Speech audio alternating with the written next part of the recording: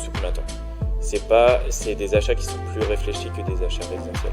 Donc c'est pas du vas-y, je kiffe sa part, je le prends. Tu vois. C'est vraiment ok, il faut trouver un bon locataire.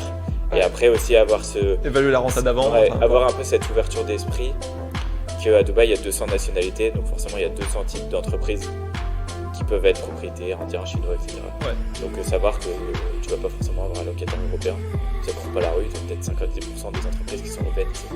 Donc il faut avoir l'ouverture d'esprit et savoir qu'en fait, tous les loyers sont payés par chèque, tu as des chèques, c'est un peu ta garantie que tu vas être payé.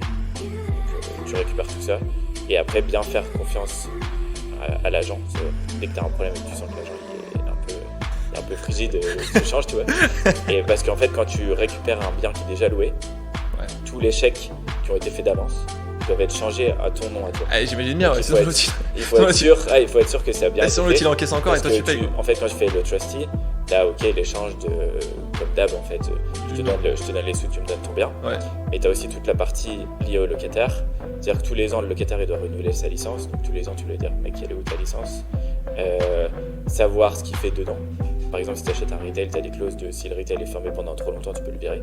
Parce qu'il nuit à l'immeuble. Tu as pas mal de choses à voir. Donc en fait, c'est vraiment, s'il y avait qu'une chose à dire, c'est n'achetez jamais en direct. Parce que tu sais pas ce que dit le mec de l'autre côté.